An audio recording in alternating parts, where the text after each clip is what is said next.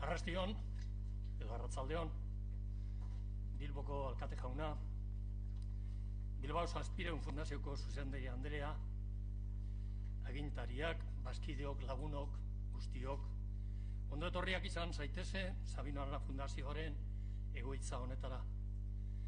Ondo etorria bai, izan zaiteze guztiok, zuena eta gurea dan etxe honetara. Beti legez pozik gatozkizue gaur be, zelan ez, gure urteko programaren barruan oso kutsuna dugun gaia izpide izango dugulakoan. Historia bai, fundazio honen jatorrian eta bihotzean dagoana. Atzokoan finkatuz gaur biharkoa bultzatu dino gure fundazioaren leloak. Atzokoa bai, iragana.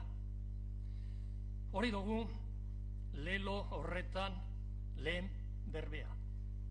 Iturria, sustraiak edo susterrak. Baina ez gara asturik dagoan iraganaz ari. Bizirik behar dauan iraganaz baino. Memoria biziaz ari gara.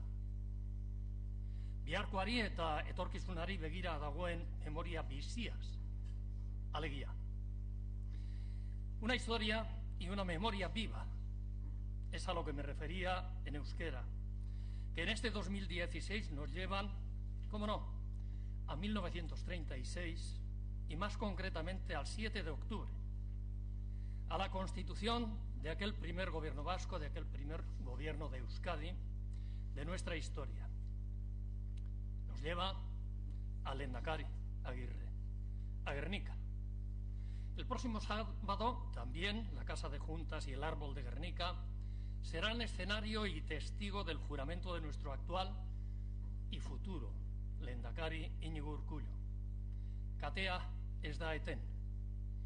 No es la primera vez en la pequeña y modesta historia de nuestra fundación, de Sabino Arana Fundazioa, en la que tratamos de aportar nuestro pequeño granito de arena para recuperar esa memoria del 36-37. Lo hemos hecho recuperando, catalogando y poniendo al servicio de todos el archivo histórico del Gobierno de Euskadi, nuestra hemeroteca y nuestra fototeca. Lo hemos hecho en innumerables jornadas, seminarios, publicaciones, documentales y exposiciones. Lo hicimos el año 2010 impulsando el programa AL50, Agirre Lehendakaria Berrogeta Mar, con motivo del 50 aniversario de la muerte de nuestro Lehendakari Aguirre. Y lo quisimos hacer también, si se quiere, desde un plano simbólico, bautizando a esta sala con el nombre de aquel gran Lehendakari, con el nombre de Agirre Lehendakaria, en memoria del Lehendakari, de su gobierno y de todos los hombres y mujeres de una generación que merece nuestro más sentido homenaje, nuestro reconocimiento y nuestro agradecimiento. Hoy añadimos una aportación más a este universo de iniciativas. La presentación del libro El primer gobierno vasco en Bilbao, 1936-37, Eusko Lur Gainean Zutunik, que ha editado la Fundación Bilbao 700. Mila esker, bihotzez, barriro ere, Josune. El libro fue presentado oficialmente en el Hotel Carlton el pasado 5 de octubre por el Lehendakari Iñigo Urkullu y nuestro querido alcate, Juan Mari Aburto. Zuribe barriro, Juan Mari, bihotzez, mila esker. Y será también objeto de presentación pública dentro de unos días en la Feria del Libro y Disco de Durango.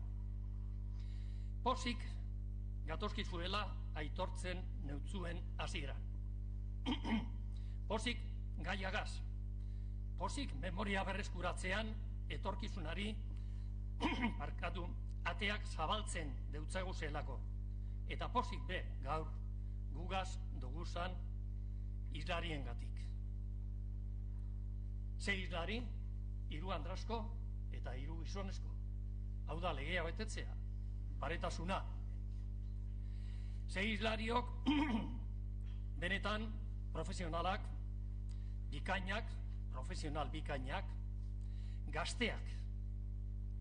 Bai, Naiz eta gazte izan arren, ibilbide luzeko eta eskarmentu handiko adituak eta gehiago, etxekoak. Berba honi emon dakioken esan gure sakonenean esan da. Leire Arrieta, Miren Barandiaran, Iñaki Goiogana, Eider Landaberea, Asier Madarieta eta Josean Rodríguez Ranz. Liburuaren egileak izatez gain, guretzat, niretzat, fundazioarentzat, etxekoak zarie. Eurekaz izten zaituet, lagunok, jaun Andreok, jakinduria, zorrostasuna, berba goxoa, sentimentua eta beste geuse asko, mai berean bilduak. Presta gaitezan ba, gozatzeko. Zuena da, berbea lagunok. Eskerrik asko.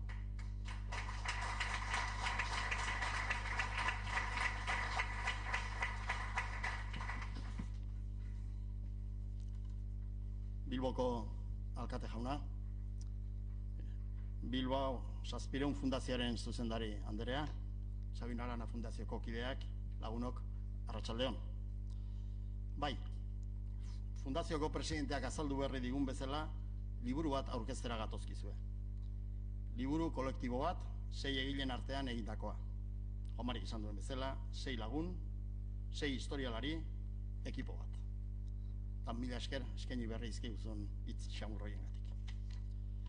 Eta zer da gaur aurkezten ari gatzaizkizuen liburua? Lehen Eusko Jaurlaritza osatu zuten lehendakaria eta 10 sailburuen biografi laburren bilduma bat da liburua.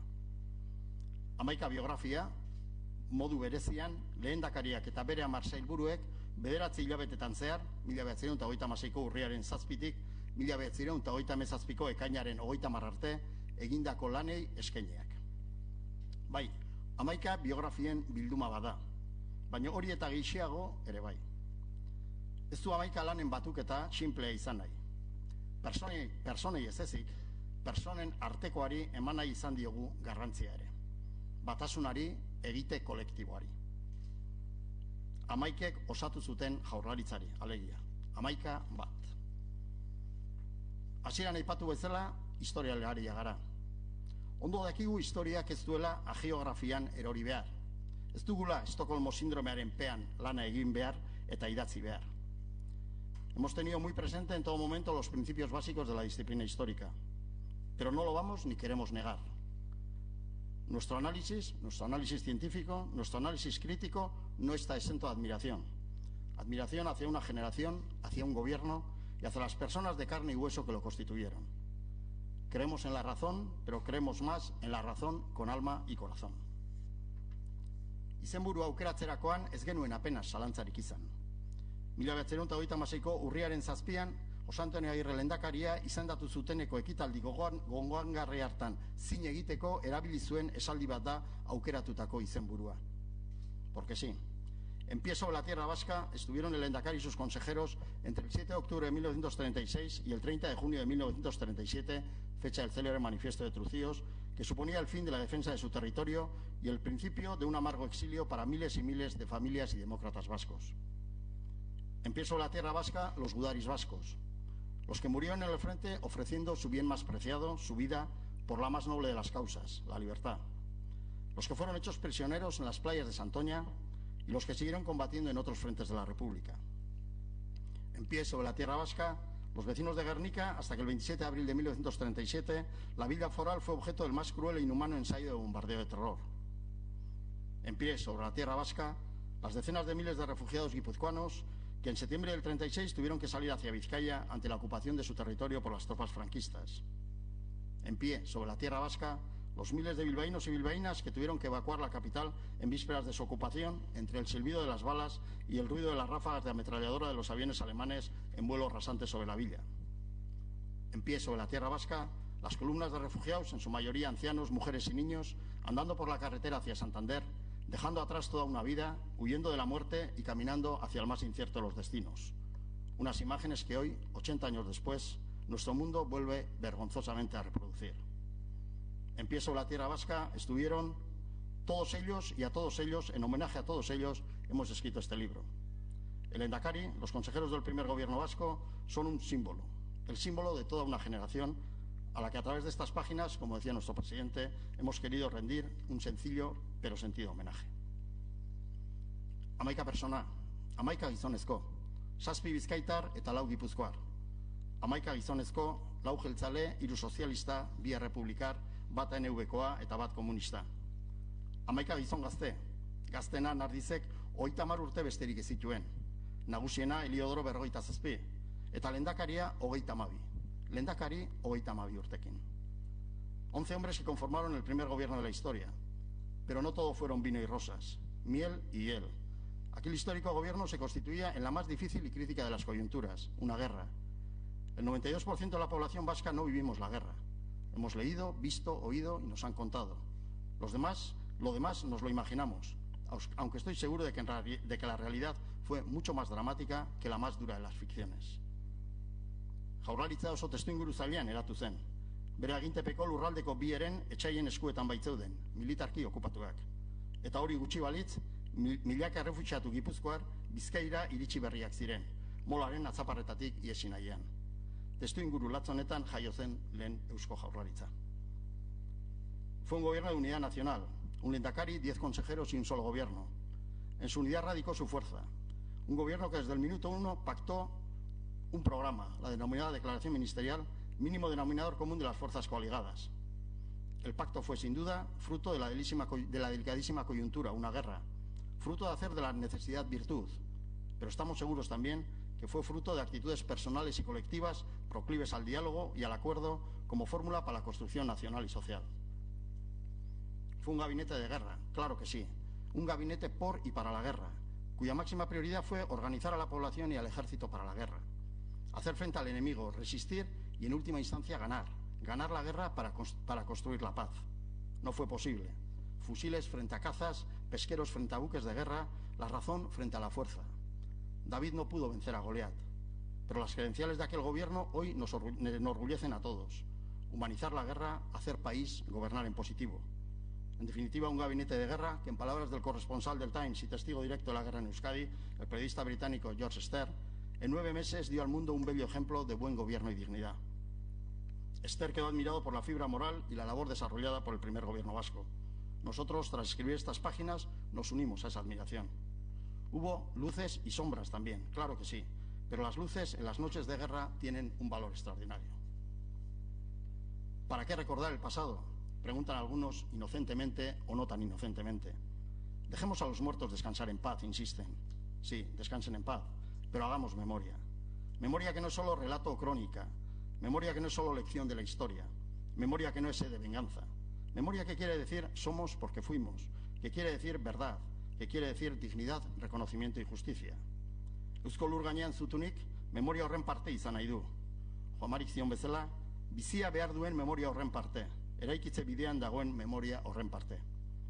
Urriaren 7, gure memoriaren katean ez da katebegi bat soilik, katebegi guztiz berezia baizik. Horrexegatik gure aitormena eta gure eskertza Bilbao Zazpireun Fundazioari eta bere zuzendariari, Josune Aristondori, liburu hau tarteko memoria horri egindako ekarpenagatik. El 7 de octubre de 1936 Euskadi tuvo por primera vez un gobierno propio y, lo que es más importante, un gobierno que, la más dura y crítica de las coyunturas, una guerra, se dejó la piel en defensa de la vida y la dignidad de las personas, de todas las personas, y de los derechos humanos, todos los derechos de todos, y en dar sentido y significado, verdadero sentido y significado, a palabras como paz, libertad, democracia, construcción nacional, justicia social, autogobierno, diálogo, acuerdo, principios y valores que hoy seguimos reivindicando para Euskadi y para el mundo. Termino. Y lo hago reproduciendo el último párrafo del epílogo del libro, tal y como hizo el lehendakari Íñigo Urkullu en el cartón el 5 de octubre. José Antonio Aguirre, Ramón María Aldasoro, Juan Astigarrabía, Santiago Aznar, Alfredo Espinosa, Juan Gracia, Jesús María Leizaola, Telesforo Monzón, Gonzalo Nardiz, Eliodoro de la Torre, Juan de los Toyos. Fueron 11. Alfredo Espinosa fue fusilado la madrugada del 26 de junio del 37 en el cementerio Gasteiztarra de Santa Isabel, tras haber sido traicionado por el piloto que le traía desde Francia y ser condenado a muerte por los franquistas. 10 marcharon al exilio. Soñaron con volver. Solo 4 lo hicieron: Leizaola, Nardiz, Monzón y Astigarribia. 6, Aguirre, Aldasoro, Aznar, Gracia, de la Torre y de los Toyos, no pudieron ver cumplido su sueño. Nosotros hoy no podemos hacer nada para hacer realidad aquel sueño, pero podemos y queremos aportar nuestro granito de arena, contar su historia, honrar su memoria, y esta tarde-noche aquí, en Sabino Arana Fundazioa, en esta sala que lleva el nombre del Lehendakari Aguirre, en nombre de todos los vascos y vascas, decirles desde el corazón, eskerrik asko, agur eta ohore.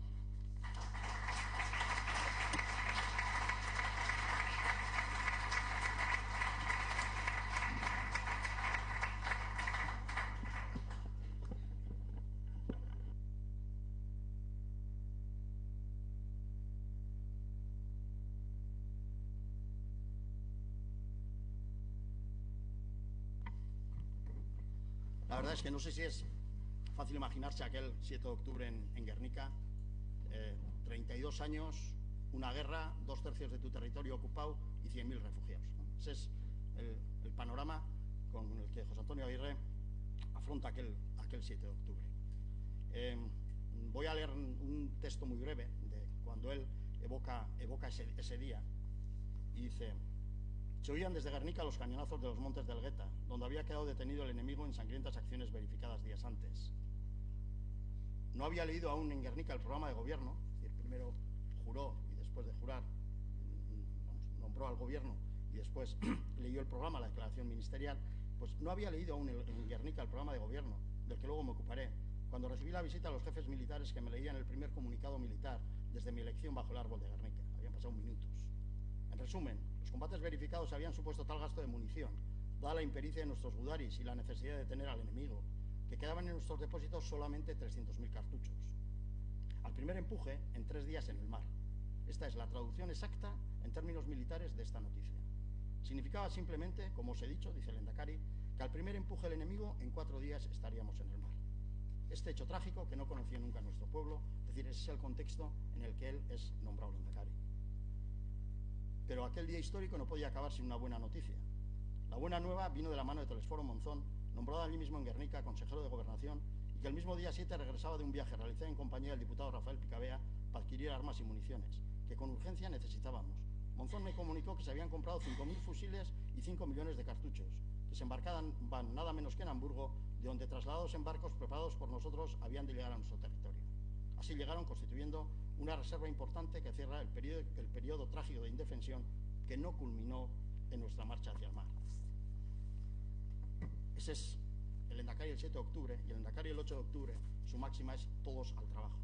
Y todos al trabajo quiere decir, decíamos antes, que era un gabinete de guerra, pero que exigía también organizar la retaguardia. Había que organizar el abastecimiento, había que organizar la sanidad, había que garantizar la seguridad, había incluso que construir simbólicamente el país. Y en ese todos al trabajo es la consigna que da a sus consejeros.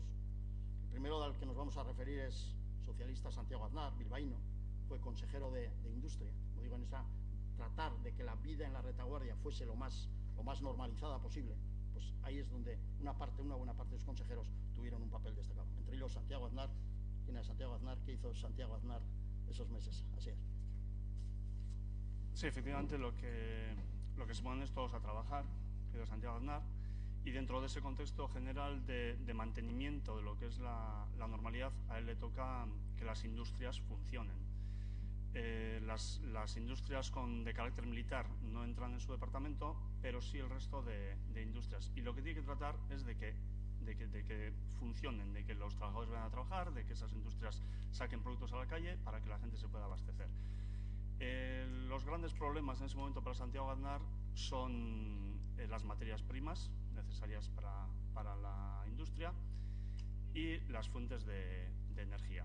Ahí es donde va a volcar toda su labor en cuanto a lo que es la industria propiamente, porque luego hablaremos de lo que va a hacer en la Marina, que también es otro de los apartados que le toca en su departamento, y también en la pesca.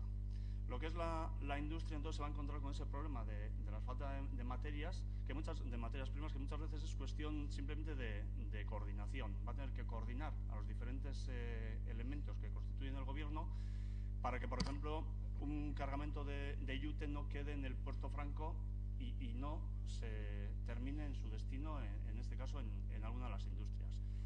También va a tener que hacer frente a lo que es la escasez de carbón o de energía eléctrica. En cuanto al carbón, la solución parece estar en los territorios vecinos, en Cantabria y en Asturias, y con ellos empieza diferentes negociaciones para asegurar un suministro estable de carbón, porque los suministros venían pero no eran estables, con lo cual había altibajos en lo que es la producción industrial. Se tiene diferentes reuniones y aunque parece que algunas de las reuniones dan sus frutos, sí es claro que va a ser constante la carestía de carbón, e incluso de carbón de suficiente calidad. Es una de las cosas que Aznar va a reflejar, que el carbón del que disponen no es suficientemente calorífico como para producir lo que las industrias necesitan, ¿no? En cuanto a la energía eléctrica, también la producción, parece que hay excedentes de producción de energía eléctrica en los territorios vecinos y se acuerda con ellos lo que es la importación de esa energía eléctrica. En concreto, por ejemplo, y como ejemplo de lo que es la actividad, una de las órdenes que él aprueba es la habilitación de 400.000 pesetas del presupuesto para poder establecer una línea nueva eléctrica que conecte Bilbao con lo que son la producción eléctrica que venía de Cantabria. Esos son algunos ejemplos, por no alargarme porque somos muchos, de lo que es la labor en industria. También va a tener que afrontar lo que es la falta de esa energía en los hogares. Bueno, todo esto que muchos oímos en casa y que luego hemos podido estudiar, de lo que eran las restricciones a la hora del consumo en casa de la propia energía, de la electricidad. Por ejemplo, se corta la posibilidad de utilización de bombillas de potencia superior a los 40 vatios y cuestiones que tienden a lo que es a reducir al máximo el consumo. Eso mismo se hará luego a lo largo según va extendiéndose, según va prolongándose la guerra, se hará con las propias industrias, a las cuales habrá que limitar su producción, incluso cerrándolas por diferentes horas del día, etc. Eso en cuanto a lo que es la industria. En la marina mercante lo que le va a tocar son dos aspectos fundamentales, que es, dentro de lo que es el contexto general de mantener la normalidad, uno de los elementos principales que a él le toca gestionar es el puerto de Bilbao. Era vital que el puerto de Bilbao funcionara de una forma normalizada dentro de lo que puede ser en una situación de guerra. Entonces lo que va a adoptar es, va a crear una policía marítima, 95 personas que se van a dedicar a velar porque el flujo en el puerto sea el normal, y no solamente en el puerto de Bilbao, sino en el resto de los puertos que están bajo su mano, el de Bermeo o cualquier otro puerto pequeño, de lo que es en ese caso la costa vizcaína. Eso dará sus frutos y hará que, por ejemplo, se pueda mantener otro de los objetivos, que es una línea estable entre Bayona y Bilbao, que suministraba sobre todo cuestiones sanitarias y de otro tipo para la población, incluso el flujo de personas. Y por último, en lo que a la pesca le concierne, lo que va a intentar en este caso es también que se mantenga la actividad pesquera con un objetivo, que es el suministro a la población. Para eso lo que van a hacer es intervenir prácticamente toda la flota pesquera.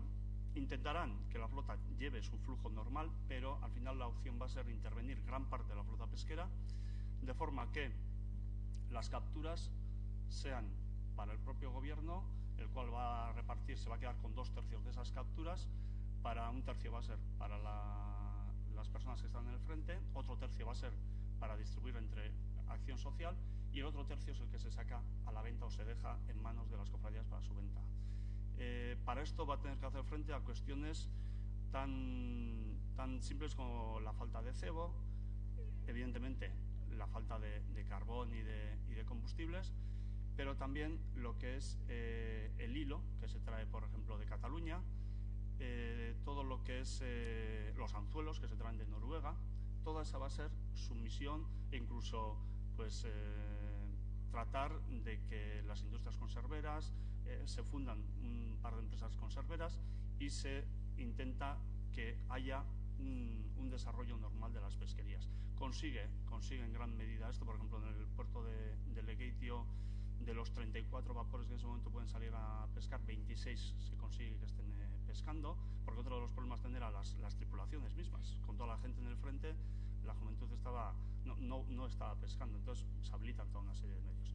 Eso va a ser un poquito lo que es, así a grandes rasgos, la labor de un departamento y de un Santiago Aznar, que yo lo reivindicaba como un consejero de Industria, de Marina y de Pesca, más allá de ser simplemente mencionado, como muchas veces sucede, mencionado como el proponente de la ikurriña, como enseña, siendo un tema importantísimo, como no, pero detrás hubo toda una labor de un consejero de Industria, Marina y Pesca.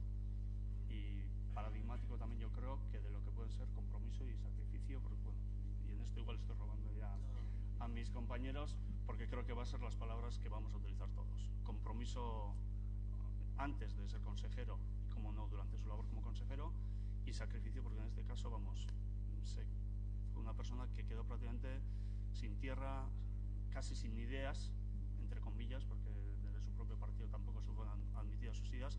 Entonces creo que es verdaderamente un ejemplo de una persona comprometida antes del gobierno, durante el gobierno, y que sacrificó mucho en esta labor.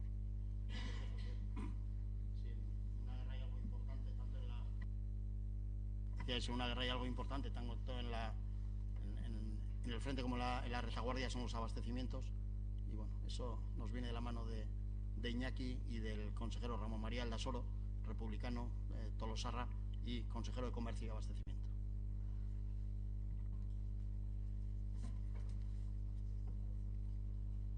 Perfecto.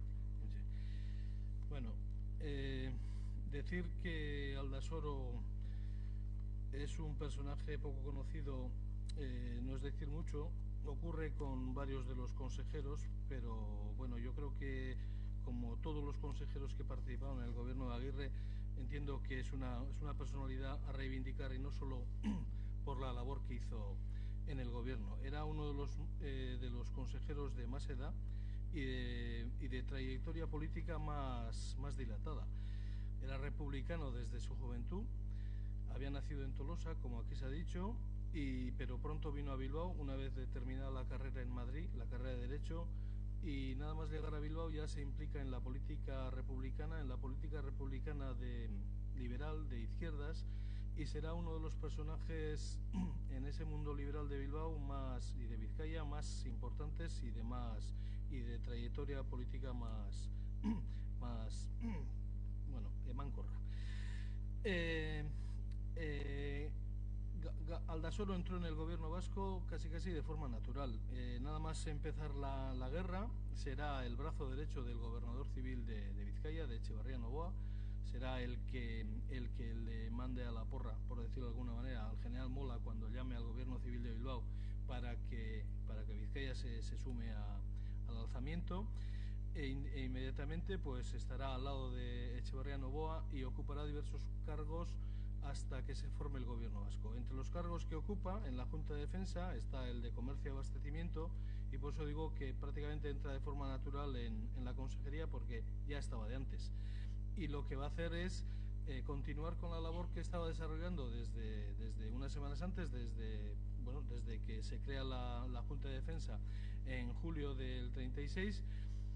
Y la labor que tiene que hacer es la obvia, abastecer a los frentes, abastecer la población civil, porque era una tarea sobre la que se sustentaba todo el resto.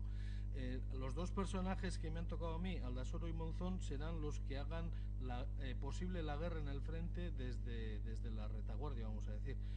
Aldasoro buscando abastecimientos y Monzón manteniendo el orden. Y esto lo harán tanto uno como el otro buscando la normalidad, buscando que en una situación anormal como es una guerra, todo funcione lo más parecido, si no es igual, que el día previo al 18 de julio. Y para eso Aldasoro y su equipo, además de arrojo y de trabajo, echaron mano yo creo que de imaginación, y Aldasoro en concreto de reunir a gente capaz, sin mirar a las siglas y a los partidos a los que pertenecían, porque siendo él como era de izquierda republicana, se reunió de socialistas y de nacionalistas para dirigir las dos direcciones generales más importantes que tenía, que era la de abastecimientos sólidos, de alimentos sólidos, y la de abastecimientos líquidos. De esa manera se dividió el organigrama del departamento, pero en realidad funcionaron no por una parte adquiriendo alimentos sólidos y por otra parte alimentos líquidos, sino dividiendo tal como dice el título del departamento: comercio y abastecimiento. En comercio, sobre las labores de comercio incidirá Martín Lasa, y en abastecimiento, Martín Lasa, que era del Partido Nacionalista Vasco, y en abastecimiento trabajará sobre todo Paulino Gómez Beltrán, que era un dirigente socialista. El problema que se le planteaba a Aldasoro y al gobierno de Aguirre era que Vizcaya y Guipúzcoa, bueno, mientras fue de la Junta de Defensa Vizcaya y Guipúzcoa, pero luego cuando se forma el gobierno, Vizcaya y ciertas zonas de Guipúzcoa y de Álava, era un territorio muy poblado de por sí, más poblado por la población refugiada que arribó a Vizcaya, sobre todo de Guipúzcoa, y además a eso se unía que eran provincias que eran muy industriales, pero donde la agricultura producía pues lo justo prácticamente, y los alimentos que en Euskadi, en esta zona de Euskadi, se consumían en aquella época, muchos eran de importación. Como la frontera se cierra, la muga de Irún se cierra el 5 de septiembre, cuando se forma el gobierno vasco, la única manera que tenía de abastecerse de alimentos era por mar. Y el mar pues se presentaba los problemas que os podéis imaginar. La flota franquista estaba extendida por el Golfo de Vizcaya, y la Marina Republicana pues se las veía y se las deseaba para hacer frente a la Marina franquista. Aún así, y precisamente por eso el gobierno vasco creará una marina auxiliar para proteger, entre otras cosas, el abastecimiento de Euskadi. Pero al departamento de Aldasoro le corresponderá adquirir los alimentos fuera de Euskadi, y principalmente para eso creará una red de departamentos en el Levante español y en Iparralde y en Francia. En el Levante, en Alicante, en Valencia y en Barcelona. En esas poblaciones se adquirían los alimentos y comestibles, bebidas, líquidos, y también ropa y otros elementos que se importaban a Bilbao, que se importaban en algunos casos directamente y en otros casos pasando por los puertos de Burdeos, fundamentalmente de Burdeos y de Bayona.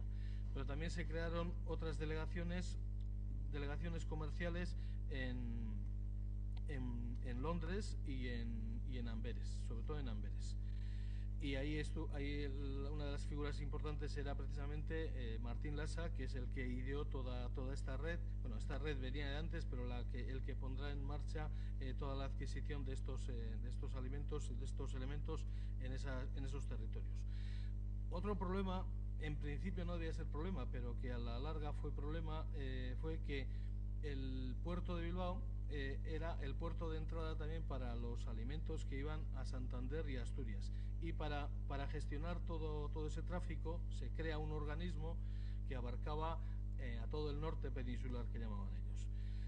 Lo que ocurre es que el gobierno vasco se quejará durante toda su existencia del mal funcionamiento que tenía este organismo, sobre todo porque, ellos decían, y por lo visto debe ser así, que los santanderinos y asturianos reivindicaban todo lo que les correspondía en alimentos y se olvidaban de la parte de pagar los alimentos. Entonces hubo sus más y sus menos hasta que al final se cerró con todo eso. La adquisición de alimentos, determinar qué elementos había que comprar en el extranjero, se hacía a través de una junta. En el extranjero, fuera de Euskadi, se hacía a través de una junta, y esa junta determinaba qué es lo que había que importar. Había dos tipos de elementos, hacían una clasificación doble para los elementos que había que importar. Unos los que eran imprescindibles y otros los que eran de libre adquisición. el gobierno vasco adquiría los imprescindibles y los que eran de libre adquisición eran los comerciantes directamente los que ponían, los que hacían la petición a esta junta. Esta junta determinaba si podía importarlos, los importaba y luego los distribuía entre los particulares, entre los detallistas, mayoristas y minoristas. Este sistema funcionó bastante bien. Y este sistema se complementaba con la parte de abastecimiento. Esta parte era la parte comercial, vamos a decir, y la otra parte era la de abastecimiento. El problema más grave que tuvo el del comercio, al fin y al cabo, fue el bloqueo del puerto de Bilbao, el bloqueo por parte de la Marina franquista de la entrada de Bilbao. Un bloqueo, no por ser ficticio, menos efectivo. Los franquistas hicieron propaganda diciendo que el puerto de Bilbao estaba bloqueado. El gobierno vasco intentó por activa y por pasiva decir que no estaba bloqueado, que los dragaminas de la Marina Auxiliar habían limpiado el puerto, pero como los barcos que llegaban a Bilbao no eran de matrícula de Bilbao, sino que eran barcos ingleses en general, los capitanes y las empresas de estos barcos pues eran muy reacios a que estos barcos hicieran el recorrido a Bilbao, hasta que se pudo demostrar que eso se podía hacer. Una vez que mostrado cómo se hacía el comercio de alimentos y otros elementos desde fuera hasta Bilbao, la otra parte era la del abastecimiento, cómo se distribuían estos alimentos entre la población. Aldasoro, siendo director general de Comercio y Abastecimiento en la Junta de Defensa, ayudado de Martín Lasa, lo que hizo fue hizo un censo, una encuesta, entre todos los ayuntamientos de la zona republicana de Vizcaya y cuando lo hizo también en Guipúzcoa, para determinar cuáles eran las necesidades alimenticias y de otro tipo que cada ayuntamiento veía en su pueblo y qué establecimientos había en cada municipio para distribuir esos alimentos. En base a eso, lo que se hace es un listado de comercios y además a cada persona se le asignó un comercio, de manera que cada persona que tenía que comprar algún alimento tenía asignado una tienda donde tenía que comprar. De esa manera el gobierno vasco sabía cuántas personas había en su territorio, estas personas dónde iban a comprar y sabía además qué es lo que tenía que distribuir a cada comercio.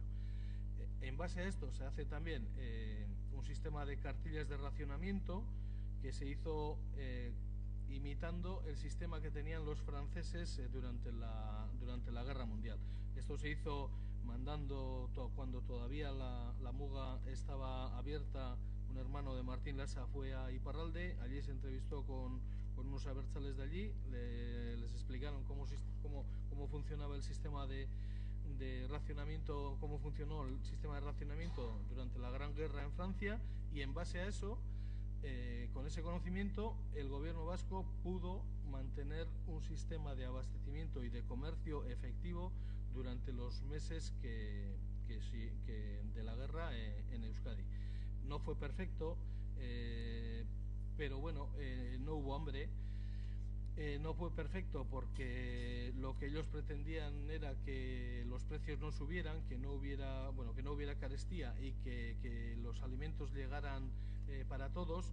Esto no fue posible durante toda la guerra, pero aun habiendo escasez y aun habiendo extraperlo y mercado negro, en todo momento se pudo alimentar no solo a los soldados que estaban en el frente, sino también a la población civil que estaba en retaguardia. Y sobre todo, y de esto se mostraron muy orgullosos tanto Aldasoro como sus subordinados Lasa y Gómez Beltrán.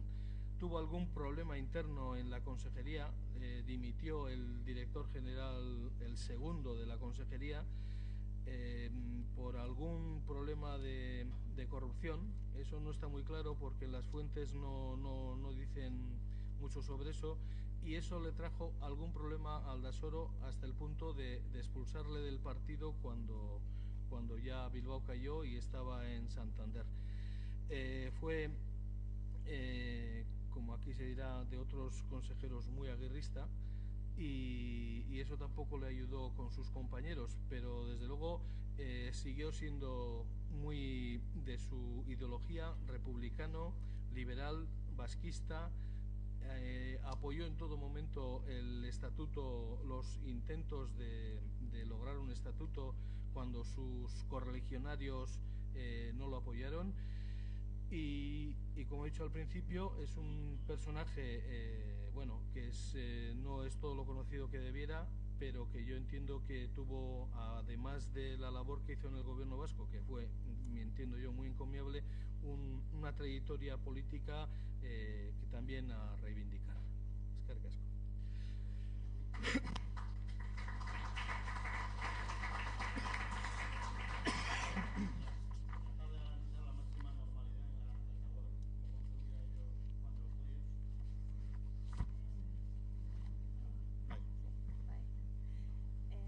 La labor realizada en materia de política laboral y de empleo, yo creo que fue la esencia, el núcleo, la razón de ser prácticamente del departamento dirigido por el socialista Juan de los Toyos, el Departamento de Trabajo, Previsión y Comunicaciones. La enorme cantidad de disposiciones publicadas sobre la materia, y yo creo que el propio diseño y contenido de esta política avalan esta afirmación y esta selección y los minutos que le vamos a dedicar hoy. Una política que yo creo que intentó ir más allá de la coyuntura bélica, aunque sin duda esta influyó. Esta política laboral y de empleo giró en torno a un eje y tuvo dos principios básicos. El eje fue el entenderlo como una política integral y de conjunto y de labor conjunta entre empresarios, trabajadores y el propio Ejecutivo, el propio Gobierno. Yo creo que esto es muy moderno, muy actual, y además en esa coyuntura. Y los principios fueron, desde luego, los que guiaron a esta política y a la labor del consejero, el principio de equidad y el de justicia social. Os voy a decir algunos ejemplos que evidencian o que reflejan esta política integral y conjunta llevada a cabo por el departamento o guiada por el departamento. Por ejemplo, la Organización Mixta Profesional de Vizcaya, o más conocida como los jurados mixtos, que surge ya en octubre del 36, o el Servicio de Colocación Obrera de noviembre del 36, o el propio Consejo de Trabajo, un órgano consultivo creado en diciembre del 36, pueden ser ejemplo de esta política integral. La Organización Profesional Mixta de Vizcaya surge precisamente para regular los problemas laborales. El Ejecutivo intervino activamente en varios de ellos. Un par de anécdotas, un par de ejemplos. Por ejemplo, atendió a la demanda de subida salarial de los trabajadores de la Compañía Nacional de Teléfonos, por entenderlas justas en aquel momento. O intervino también en un conflicto, bueno, pues curioso y que quizás nos sorprender, pero había reiteradas protestas del Sindicato de Trabajadores de Oficinas de Vizcaya que se quejaban de que en los reglamentos de la Asociación General de Empleados de las Oficinas de Vizcaya se contemplaba la obligatoriedad de pertenecer a la religión católica y sin embargo no de ser asalariado. Y esto suscitó muchas protestas del sindicato, y el Ejecutivo intervino atendiendo estas protestas y, por ejemplo, pues relevando o expulsando como vocales de esta asociación a los representantes de la asociación en los jurados mixtos, ¿no? Por ejemplo. El Servicio de Colocación Obrera es seguramente el ejemplo más claro, uno de los ejemplos más claros de esta política conjunta. Por ejemplo, los trabajadores tenían la obligación, o los parados, de declarar su situación en el ayuntamiento en el que residían, en el caso de ser refugiados, en los ayuntamientos de acogida, digamos así. Los ayuntamientos tenían la obligación de llevar un censo, un control de la gente parada en ese momento, y tenían la obligación de comunicarla a la Dirección General de Trabajo, dependiente del departamento dirigido por Juan de los Toyos. Los empresarios tenían la obligación de buscar colocaciones y los trabajadores tenían que aceptar estas colocaciones. Todo en aras a que no hubiese pues gente desempleada en un momento en el que además todas las fuerzas o todo era poco. Consejo de Trabajo igual, un órgano consultivo asesor del gobierno en el que participaron sindicatos socialista, nacionalista, anarquista, sindicatos agrícolas, pósitos de pescadores, cooperativas, participaron. También círculos empresariales importantes del momento, el círculo mercantil, la Cámara de Comercio, por ejemplo, todos participaron en el diseño de esa política laboral y de empleo, que, por ejemplo, uno de los frutos que me parece reseñable es que el despido dejó de ser potestad exclusiva de los empresarios, cosa también me parece que bastante actual, moderna o para tener en cuenta. De todas formas, y es sin duda, la coyuntura bélica afectó también a la labor del Departamento de Trabajo, Previsión y Comunicaciones y a la política laboral. Juan de los Toyos, por ejemplo, varios ejemplos de esta influencia de la guerra. El control del personal trabajador. Hay numerosas órdenes, sobre todo, por ejemplo, en relación al personal trabajador en la compañía telefónica, oficio muy sensible donde los haya, y más en un momento de guerra, pues de que el personal trabajador fuera leal a la causa republicana y fuera leal a los principios del gobierno vasco. Y esto se controló, y esto es una intervención activa del Departamento y del Ejecutivo. Pero, bueno, y por terminar, se primó también o se priorizó la ayuda a los familiares de los obreros que en ese momento se encontraban en el frente. Jamás se descuidó, se respetó mucho a los que estaban luchando en el frente, pero no se descuidó la retaguardia. Por ejemplo, la ayuda podía ser en que los puestos de trabajo que en ese momento estaban vacantes porque el familiar estaba en el frente fueran ocupados por familiares de ese obrero, en ese momento soldado Gudari. Además de indemnizaciones, pensiones de guerra, etc. Para terminar, una anécdota o no tanto. El Departamento de Trabajo, Previsión y Comunicaciones, dirigido por Juan de los Toyos, también intervino o declaró o consideró que que el calendario también tenía que cambiar y no se podía seguir manteniendo las fiestas o las festividades tradicionales del calendario, porque dice así, nadie tenía derecho a vivir como si la guerra se hiciera y sufriera solo en los frentes. Un ejemplo de solidaridad también. Sin embargo, hubo una excepción, Viernes Santo. Viernes Santo, ¿y por qué? Porque se hacen eco, y leo literal, del sentimiento religioso de uno de los sectores de la masa antifascista que en la región autónoma se halla hoy luchando contra los rebeldes españoles y los mercenarios y ejércitos de países extranjeros. Es decir, fruto de la comprensión hacia la población vasca católica del momento. Un gobierno plural, un consejero socialista, pero creo que, como ha dicho Josian en la introducción, prevaleció a pesar de la pluralidad, el amaica paz.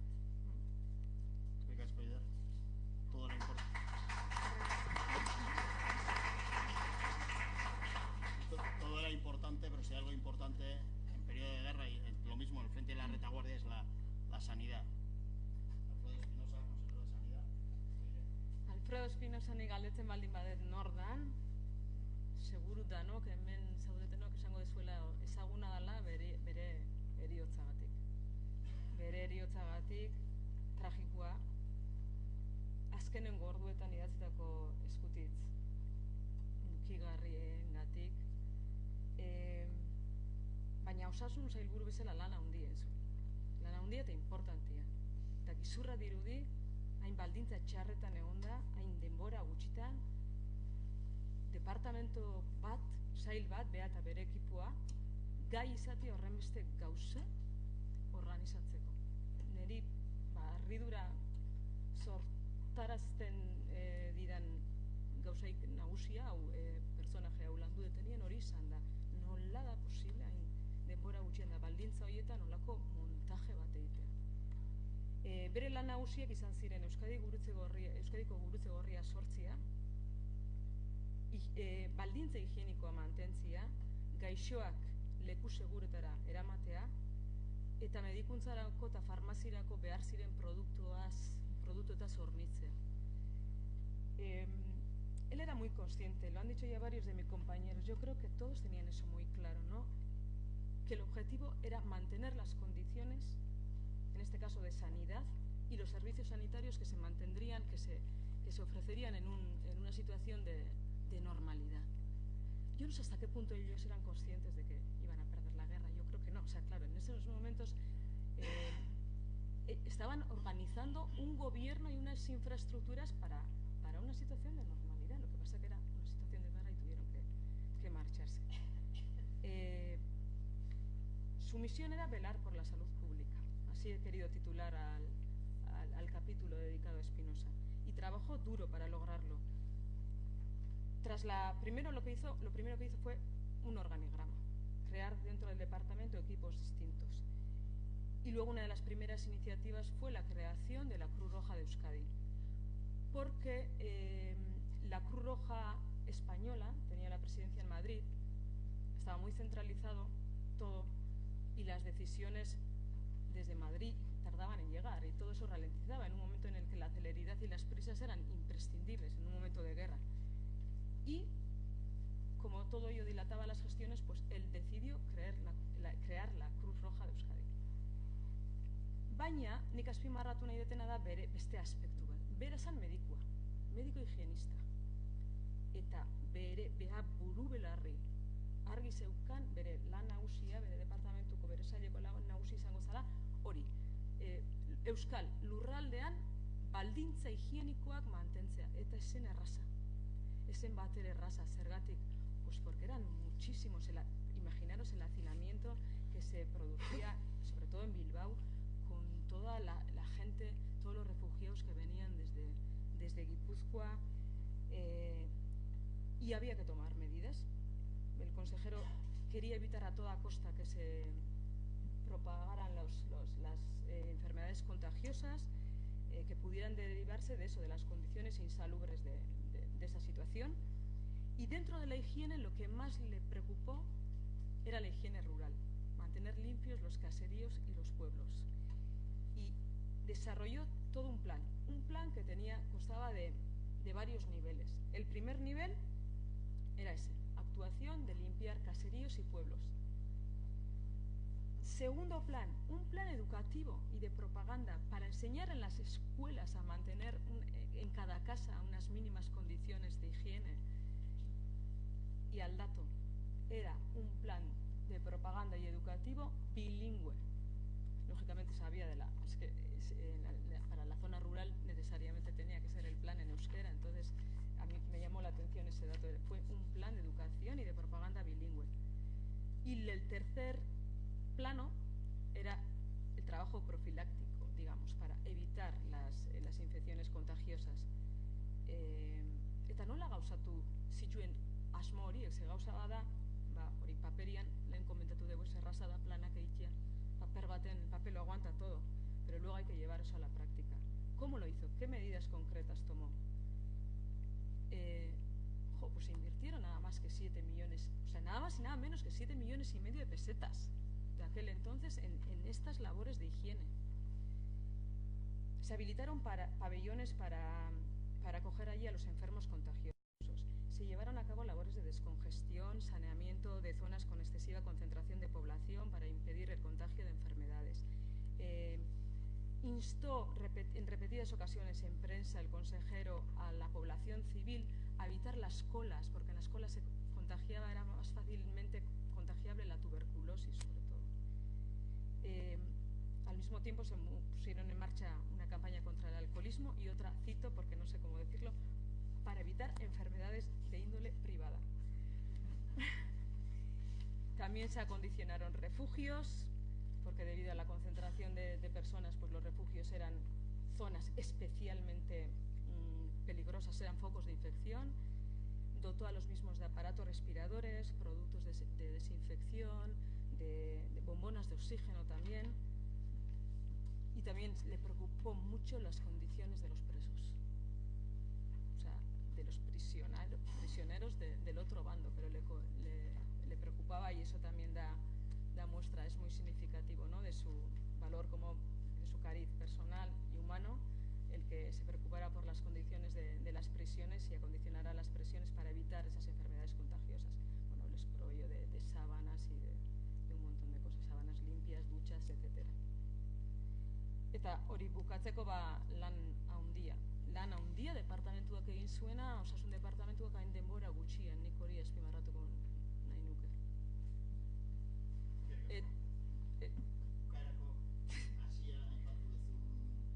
Prestauta ekarri dut, ze banekin, ze...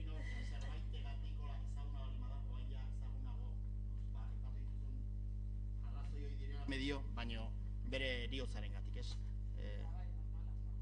Normala da, zeta, 11 horietatik eriozigorra jaso zuen bakarra. Osea, egia da, horietatik batzuk ezian bueltau etxean. Lau baino, ez? Bueltau zian, baina hau hile egin zuten. Eta hile egin zuten, egunen baten, ekainak 11an, eta 17ko ekainak 11an, barko bat hartu zuelako, ume txikiak, Gorlizeko sanatorioan gaixori zeuden umiak laguntzeko, Frantzira. Se embarcó, como decía, el 11 de junio para acompañar a esos niños enfermos de tuberculosis hasta Francia. Allí le acompañó su secretario personal, Emilio Ubierna. Allí estuvieron unos 10 días. Aprovechaban el viaje para, como os he dicho antes, para conseguir productos farmacéuticos, utensilios de sanitarios y de medicina.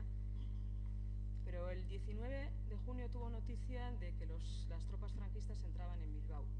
Y llegó a sus oídos otra cosa que supongo que le haría daño.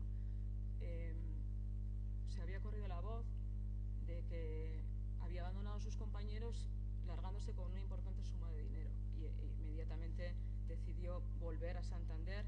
Lo intentó en Burdeos, le interceptaron el comité de no intervención. Entonces, él tenía que conseguir volver. Sabe que Yanguas, un piloto que ha trabajado en varias ocasiones para el gobierno vasco, anda por allí y le pide por favor que le lleve a Santander. El otro le dice que sí. Despegan con el objeto de llegar a Santander, pero no aterrizan en Santander, aterrizan en Zarauz, en la playa de Zarauz, donde les esperaban los franquistas. Y está demostrado, hay documentación de la Comandancia Militar de Zarauz que demuestra que aquello fue una traición. Fueron sometidos a juicio sumarísimo y condenados a muerte. De los 4 que iban en el avión, 2 se libran, un militar llamado Aguirre y él no. Las últimas horas de este hombre, bueno, intervinieron su mejor amigo y secretario del departamento, Labra, hizo lo indecible para salvarle de la muerte, no lo consiguió, el arzobispo de París también.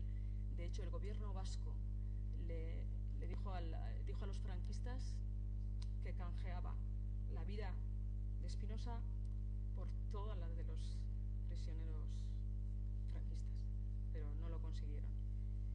Y los últimos momentos de Alfredo Espinosa, las últimas horas, esas trágicas, las conocemos gracias al testimonio de un jesuita, Alfonso María Moreno, quien la acompañó, le dio pues apoyo espiritual en esas últimas horas y tuvo la idea de poner por escrito todo ello. Escribió 4 cartas, una a su madre, otra a su mujer, otra a su amigo Labra, ese que os he dicho que era íntimo amigo, y otra a Lendakari. A su madre le expresó su amor y trató yo creo que de tranquilizarle, porque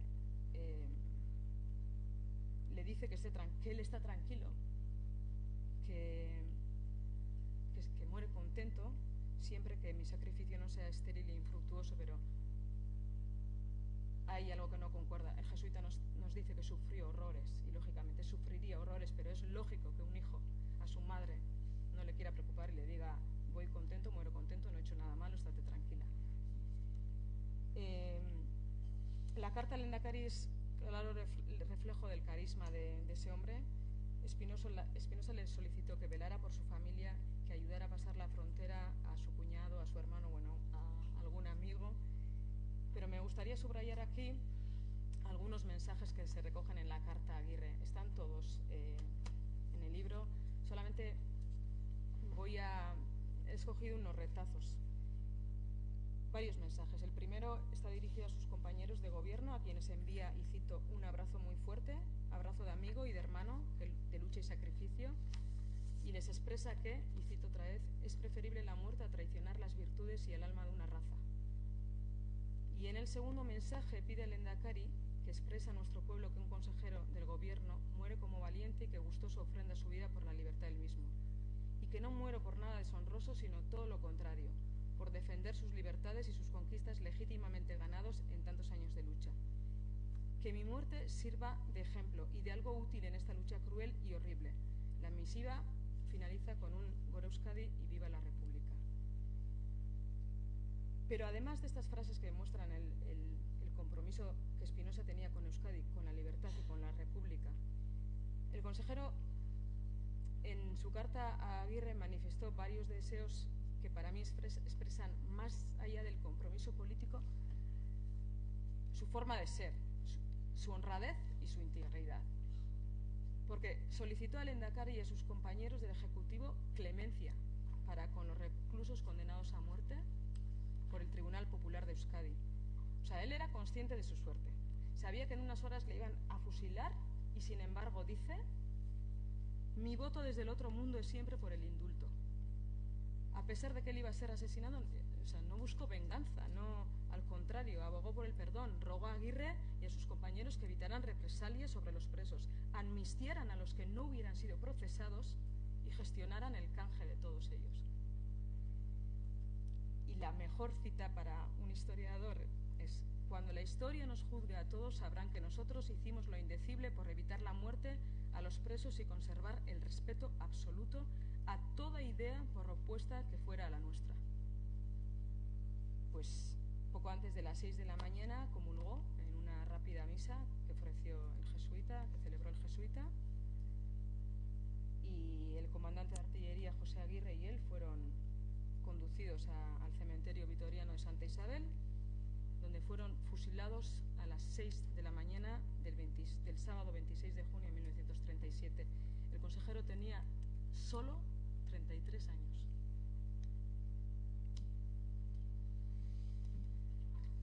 Bueno, un ejemplo sin duda de eso que es humanizar la guerra. Era un gabinete de guerra, pero para construir la paz y humanizar la guerra. Si hay alguien que encarna también ese doble objetivo de construir país y humanizar la guerra, es Jesús María Leizaola. Bueno, Jesús María Leizaola,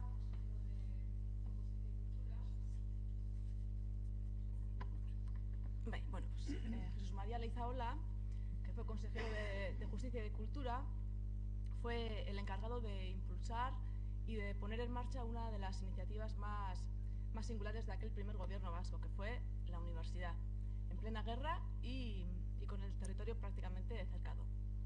Y la puso en marcha además de una forma sorprendentemente rápida. El 9 de octubre, solo 2 días después de la constitución del gobierno vasco, un decreto ordenaba poner en marcha el proceso de creación de la universidad, y ya para el 1 de diciembre se inauguraba la primera facultad, que fue la de Medicina, en el Hospital Civil de Bilbao, en el Hospital de Basurto.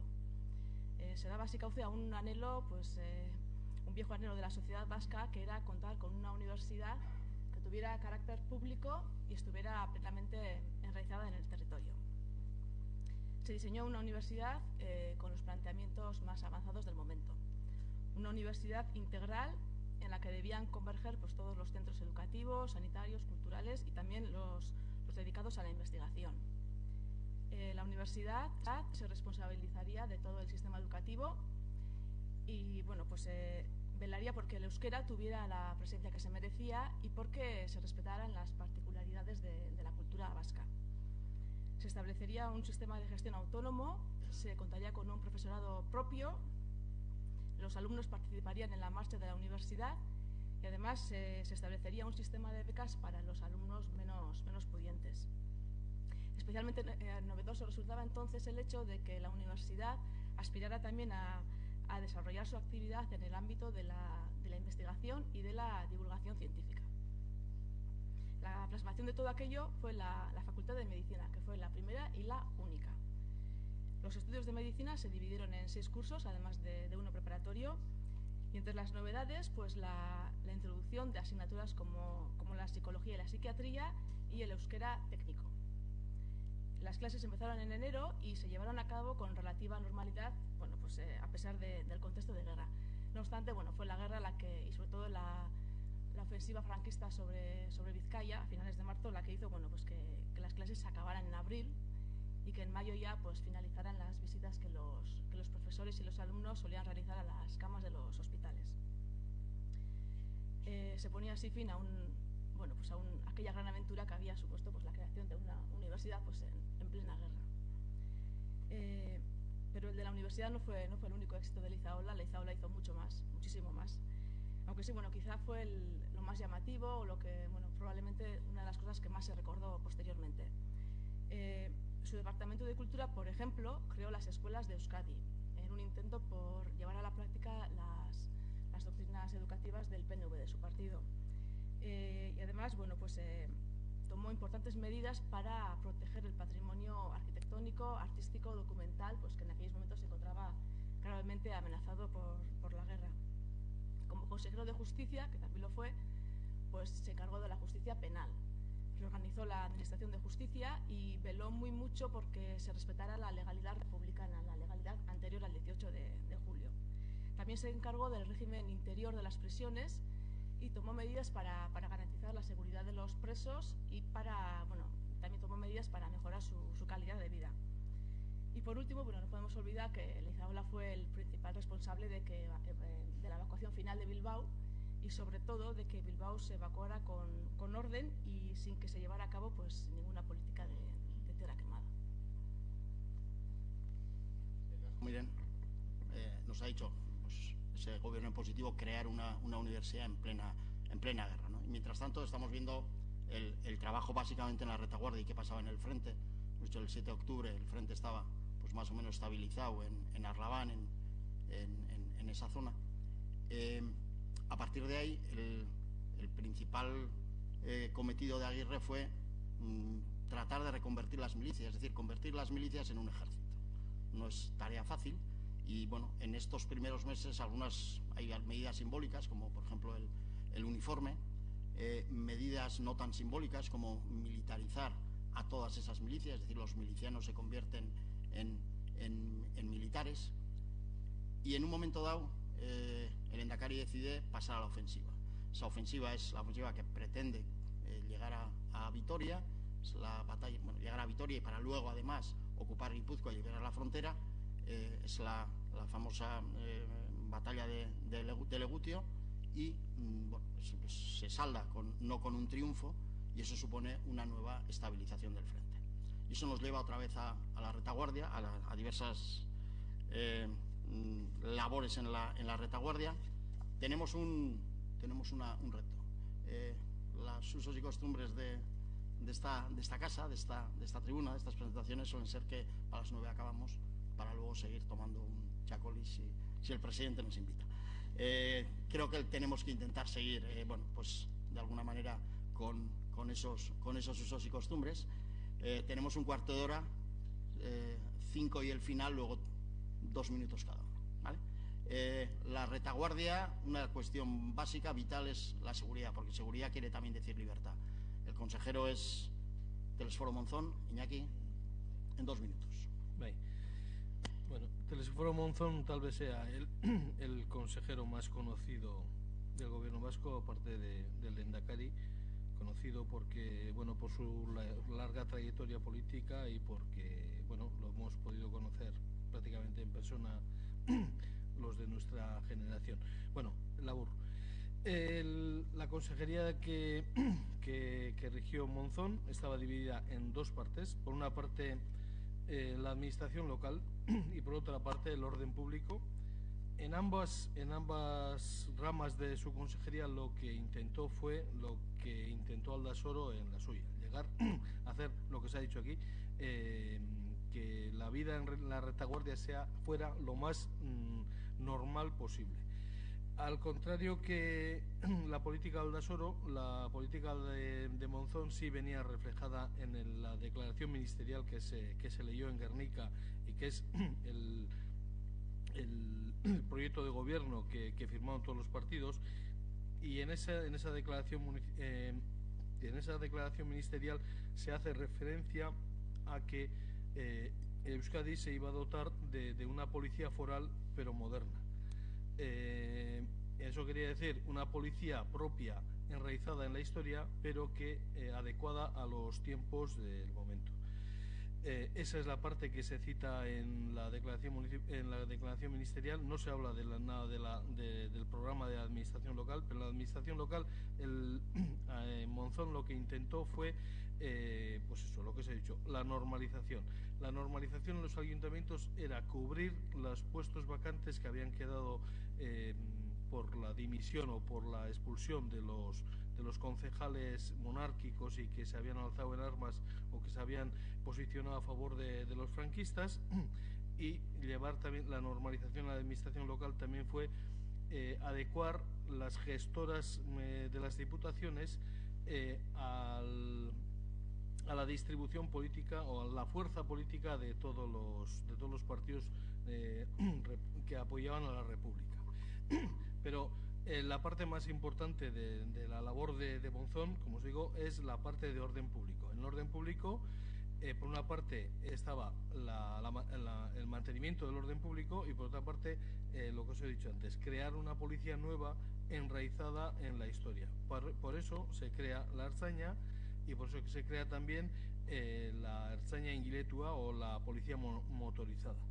En principio la Ertzaina iba a ser la policía de a pie, pero viendo que la policía de a pie no llegaba con la suficiente rapidez a los puntos donde era necesaria su actuación, se crea la policía motorizada, que con sus medios motores, con sus motos, en este caso, y además con los equipos de radio con los que disponía, podía llegar a los sitios donde tuviera que actuar con rapidez.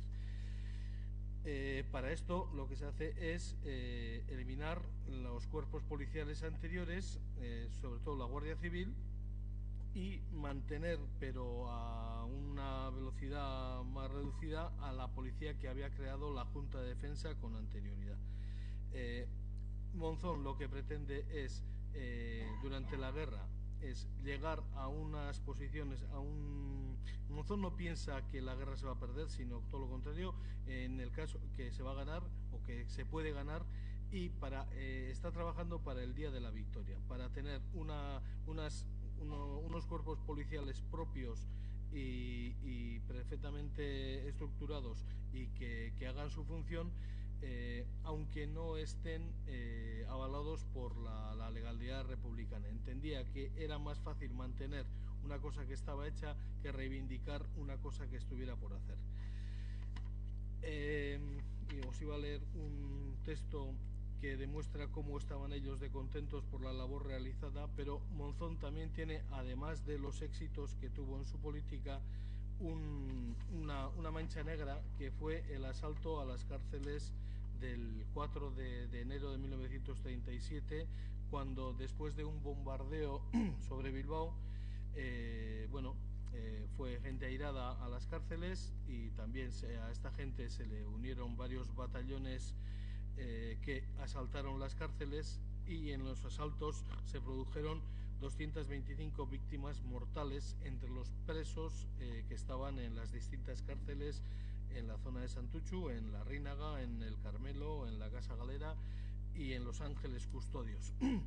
Esto es responsabilidad política de Monzón, porque el gobierno vasco, y en este caso la Consejería de Gobernación, no actuó con la celeridad que aquel hecho requería. Además, no era una novedad. Había habido asaltos de prisiones en Bilbao, en la ría de Bilbao, cuando se asaltaron los barcos prisión, y en Durango en septiembre. Era un hecho que cabía esperar, y el gobierno vasco, en este caso el consejero Monzón, no dispuso de la seguridad debida que requería la situación, y además actuó tarde después de que se produjeran los asaltos. Es cierto que, aunque se produjeran los asaltos y se produjeron todos estos asesinatos, el gobierno vasco inició un proceso para aclarar los hechos, detener a los responsables y hacer justicia, pero no pudo ser porque, antes de que se acabara el proceso, Bilbao fue ocupado por los franquistas, y eso no pudo ser. La cara y la cruz de la Consejería de Gobernación es esa. Por una parte, tiene éxito en la represión de la delincuencia en la retaguardia, crea una policía nueva, como digo, enraizada en la historia, pero moderna. Pero por otra parte, la cruz de esta consejería fue no prever o no evitar el asesinato de estas 225 personas que estaban bajo su custodia en las cárceles de Bilbao. Para todo eso hacía falta dinero, para la retaguardia y para el frente. Bai, oso labur.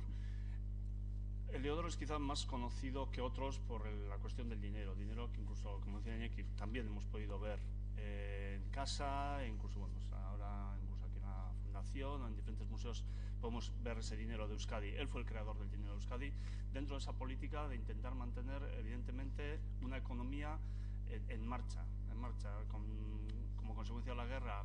El problema es el atesoramiento, la gente que no utiliza el dinero, que se lo guarda por si acaso, y la política del Departamento de Hacienda va dirigida a que ese dinero circule. Para eso él, que ya estaba en la Junta de Defensa previamente a ser nombrado consejero de Hacienda, ya había sacado unos talones que circulaban. Se sacan las monedas de 1 y 2 pesetas en marzo, con una emisión de 10 millones, y también se sacan unos nuevos, ya más billetes con mayor presencia física, para renovar los talones anteriores, porque habían quedado ya bastante deteriorados con el uso. Esa es una de la labor quizá que más conocemos de Eliodoro, un Eliodoro que intenta mantener, como digo, esa normalidad, que intenta también evitar que se lleven al exterior el dinero, que intenta que esas joyas, que ese dinero sea ingresado en los bancos para que se pueda funcionar a nivel económico, y que tiene toda una serie también de medidas que no voy a detallar para reducir los alquileres, para aumentar mediante un impuesto sobre los alquileres mayores los ingresos del gobierno, y que lleva adelante toda una política que yo creo bastante meritoria, también con una intención, como decía Iñaki últimamente, de ampliar en lo posible las competencias del gobierno vasco, porque se entiende que lo conseguido, aún en esa situación de guerra y con las posibilidades que da un estatuto que da cierto margen, en una situación de guerra todo lo que se consiga va a ser posible mantenerlo, más fácil de mantener una vez ganada, entre comillas, esa guerra. Y dos cuestiones finales para terminar con Eliodoro, que a mí siempre me gusta resaltar en el personaje. Una anterior a su labor en la guerra, y que es una labor de doctrina social cristiana, de ideario social y económico. Porque la política económica del gobierno, que muchos van a tachar de poco intervencionista, de no acudir a las nacionalizaciones, etcétera, va a ser una política inspirada en esa doctrina social cristiana, que inspira a nivel social, económico y en todos los órdenes a gran parte, yo creo que a todo el nacionalismo vasco y a gran parte incluso del resto de los partidos políticos. Y aparte de esa doctrina social cristiana que va a influir mucho, otra cuestión en cuanto a Eliodoro final, posterior y cercana a su muerte. Eliodoro intentó, se marcha al exilio, tiene que marchar al exilio, e intenta varias veces marcharse de Francia hacia América, hacia Londres primero, luego hacia América, hacia donde sea ya finalmente, e incluso cuenta con mediaciones importantes para conseguir los permisos que le permitan salir últimamente de Marsella.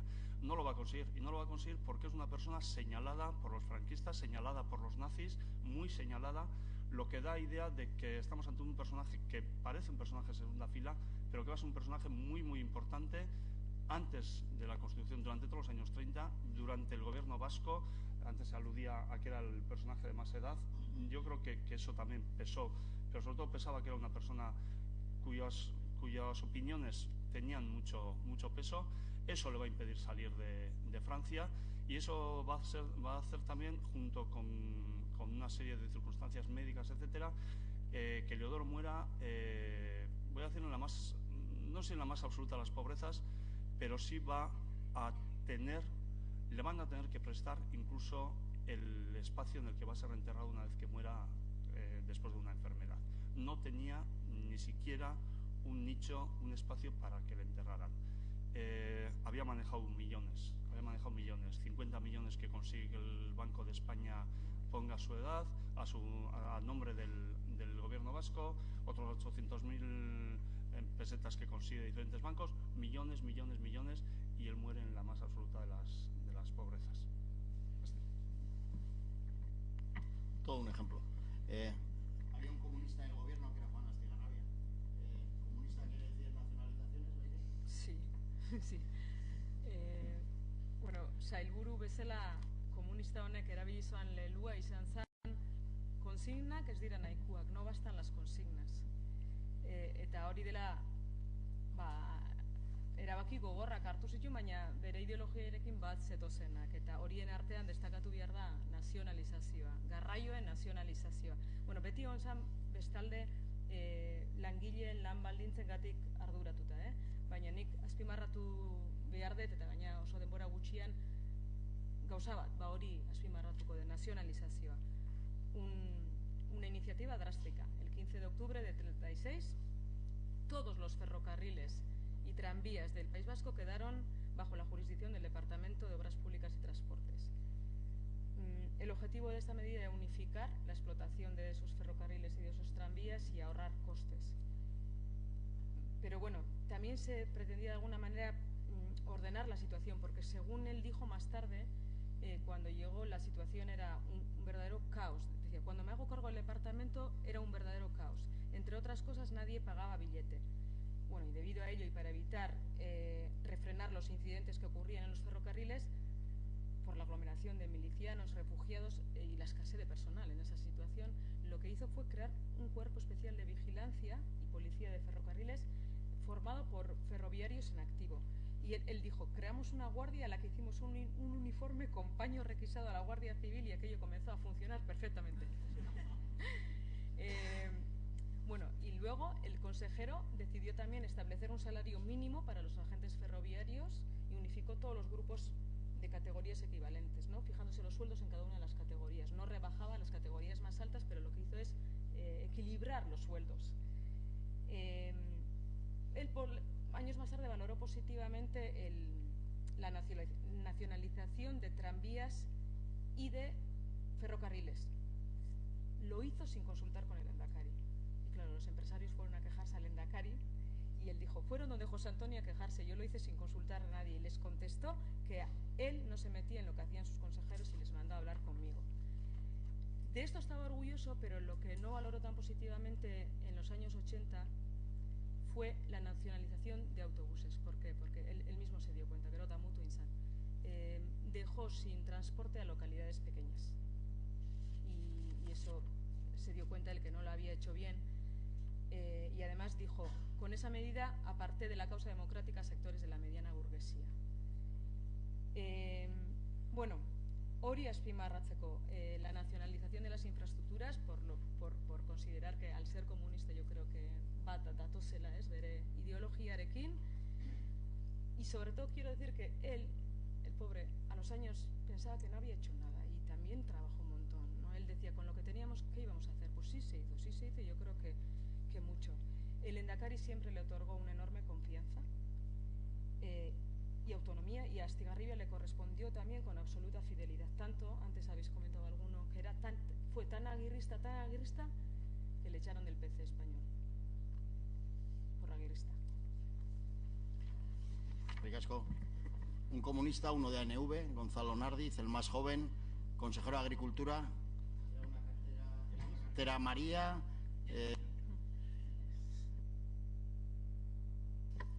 Sí, marcado. Bueno, Gonzalo Nardiz fue el único representante de ANV en el gobierno vasco y bueno, se hizo cargo del Departamento de Agricultura, Ganadería y Montes. Su objetivo principal consistió en asegurar el abastecimiento agrícola y ganadero y en conservar la riqueza forestal, como cabía esperar, porque bueno, pues las necesidades habían aumentado mucho con la llegada de refugiados y bueno, las importaciones pues eran prácticamente imposibles en aquel momento. Llevó a cabo labores de aprovisionamiento de semillas, abonos, piensos, adoptó medidas para controlar el sacrificio del ganado, para controlar las talas, dirigió la evacuación final del ganado en la etapa final de la guerra. Bueno, hizo muchas cosas, pero bueno, aquí vamos a destacar dos iniciativas que trascendieron ampliamente el contexto de la guerra y que miraron mucho más allá, mucho más hacia el futuro. La primera de aquellas iniciativas fue la revista Ereintza. Salieron un total de 5 números entre diciembre y abril, y bueno, su objetivo principal consistía en dar a conocer la labor del departamento y en contribuir al desarrollo rural. Una de las principales novedades de esta revista era el idioma. Estaba escrita íntegramente en euskera. Aquello que, bueno, no era realmente una novedad, pero bueno, lo que sí era novedad era que se utilizara el euskera en una revista de carácter científico para tratar sobre temas legales, científicos, técnicos. ¿Y sobre qué trató Ereintza? Bueno, pues la primera parte de la revista se dedicó a transcribir íntegras las disposiciones legales del departamento, y en la segunda parte de la revista se trató fundamentalmente sobre temas pues, profesionales y técnicos. Se habló sobre los productos y los procesos agrícolas pues, que más interesaban en aquellos momentos a los nekazaris. Se habló sobre las enfermedades del ganado, sobre aspectos relacionados con la higiene, sobre la formación de los nekazaris. Bueno, se trató la formación de los nekazaris dentro de los artículos de carácter social, porque se trató mucho sobre cuestiones sociales. Sobre la formación se habló mucho, también se habló mucho sobre la sindicación de los nekazaris, a la que siempre se animó. Entre estos artículos de carácter social se encuentra el que apareció en marzo del 37, haciendo referencia a la segunda de estas grandes iniciativas del departamento, que fue un proyecto de reforma agraria que quiso impulsar Nardi en plena guerra. Se trataba de un proyecto de ley que tenía como objetivos fundamentales facilitar el acceso a la tierra por parte de los arrendatarios y proteger el caserío como una unidad de explotación básica. El proyecto tenía un marcado carácter social, abolía los contratos de arrendamiento anteriores, otorgaba las fincas y las tierras al gobierno vasco previa indemnización, para que éste a su vez otorgara estas fincas y estas tierras a los inquilinos a perpetuidad y a cambio de una renta. Y además establecía facilidades para acceder a la propiedad. La reforma agraria, que hubiera supuesto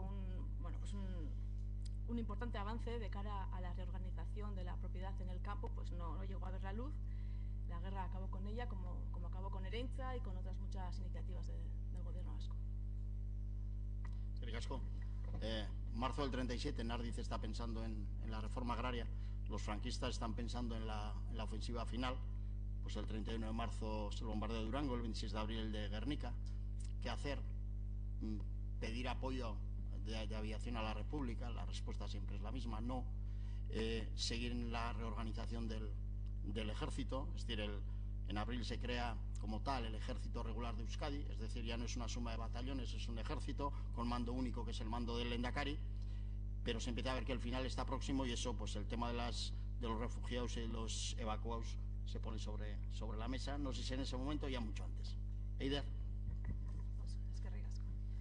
A ver, sin duda una de las circunstancias más difíciles a las que tuvo que enfrentarse el Ejecutivo vasco en general, y también, bueno, muchos departamentos, y el Departamento de Asistencia Social, dirigido por el socialista Juan Gracia en particular, fue el de la evacuación de la población ante la inminente caída de Bilbao. Pero lo cierto es que el Departamento de Asistencia Social trabajó mucho también durante los meses que el Ejecutivo vasco tuvo su sede en Bilbao, y el trabajo consistió básicamente en ayudar y asistir a la población refugiada.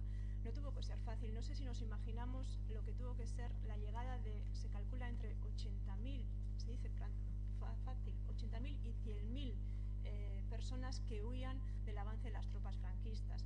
Eminentemente eran personas guipuzcoanas, que llegan a Vizcaya y se ubican sobre todo en la capital vizcaína, en Bilbao.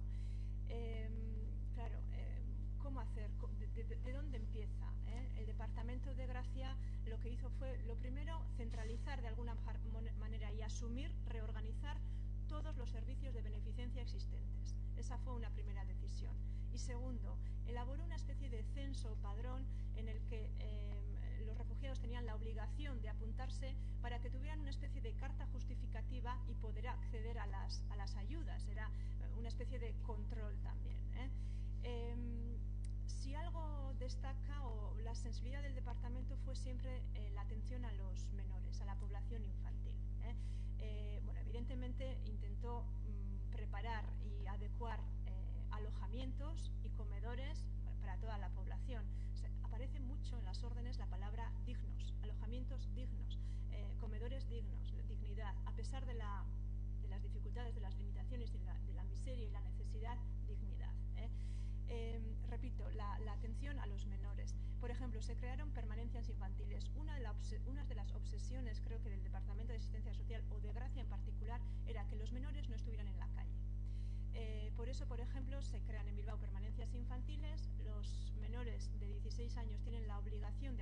mismas, pues de 9 a 7 de la tarde, se cubren sus necesidades escolares y bueno, educacionales, se pautan horas de recreo y sobre todo se asegura que los menores o los niños coman y meriendan en las permanencias. Se crean también las casas para huérfanos de milicianos, menores de 14 años que se quedan bueno, pues sin padres como consecuencia de la guerra, por la lucha en el frente o por consecuencias indirectas de la guerra. Fue lo mismo para asistirles educacionalmente y en las necesidades más primarias. Fue una iniciativa muy valorada por la población en general y muy aplaudida. ¿De dónde? ¿Cómo se podía sufragar el coste de la asistencia? Bueno, pues existieron incautaciones, evidentemente, las hubo, donaciones de particulares y luego un control férreo del gasto. Ahí no había lugar para el despilfarro y todo era necesario y todo se medía y se miraba con lupa. Una anécdota, a mí me parece increíble que en aquellas circunstancias, con toda la población a la que había que asistir, el departamento, por ejemplo, publicara una orden, me parece significativo, ante el extravío de ropa blanca y de mantelería que no llega a su destino, y el departamento llama a los choferes encargados de ese transporte para decir qué pasa, dónde ha llegado o dónde está esa ropa blanca o esa mantelería necesaria para un hospicio o una permanencia o lo que fuera. Es decir, ahí no había lugar para el despilfarro y todo había que aprovecharlo, nada sobraba. Estas medidas, si permitieron algo, se subraya, es llevar una vida mejor ante las difíciles circunstancias, más digna de la población refugiada, y no solo de la población refugiada, también de la población bilbaína y vizcaína que necesitaba de estas ayudas. Pero efectivamente no pudo ser, y yo creo que tras la heroica o los intentos de resistir heroicamente, la caída de Bilbao era inminente y había que organizar la evacuación. El Departamento de Asistencia Social y Gracias se ocuparon principalmente de organizar la evacuación infantil de los menores. El 21 de marzo del 37 zarpa la primera expedición desde el puerto de Bermeo hacia San Juan de Luz con 450 menores. Los bombardeos, los terribles bombardeos de Durango a finales de marzo y de Guernica, el 26 de abril, de alguna forma aumentaron exponencialmente las solicitudes de los padres que dicen que hay que evacuar a sus hijos. Las evacuaciones a gran escala se llevaron a cabo entre mayo y junio del 37. Es muy difícil calcular el número. Se habla de más de 26.000 personas evacuadas, más de 19.000 menores, más de 7.000 adultos, y evidentemente colaboraron todos y toda ayuda fue poca. Tanto que se dice que Gracia echó de los ahorros de su mujer para colaborar también en ayudar en la evacuación. Esto lo confesaba su viuda Aurea Pérez en una entrevista publicada en Euskadi en 1986. En fin, la ayuda a los refugiados continuó, primero en Cataluña, luego en Francia, pero sí significa, yo creo que el final de una etapa y el inicio de otra. Eskerrik asko, Ider. Bueno, y el final de esto también, el 19 de junio, la evacuación de Bilbao. El gobierno el día 16 había adoptado una resolución que es no practicar la política de tierra quemada frente a la orden, entre comillas, de Prieto de destruir la margen izquierda y una parte de los edificios de Bilbao. Al Lehendakari hay dos imágenes que de alguna manera le llegan. Una es la de los gudaris que van a defender a Archanda, sabiendo que no pueden defender nada, sabiendo que la ocupación va a ser igual, pero lo único, o sea, su heroico gesto que les cuesta la vida permite ganar tiempo para facilitar la evacuación. Y la segunda, una imagen que a él también le llega, es esa columna de miles, sobre todo de mujeres, ancianos y niños, bueno, pues por la carretera, saliendo de Bilbao, por la carretera hacia Santander. Eso en el plano humano, y en el plano político, pues nos deja esa frase para la historia, que es con la que nos gustaría acabar. El territorio habrá sido conquistado, el alma del pueblo vasco no lo será jamás. Eskerrik asko, eta, bueno, hauxe.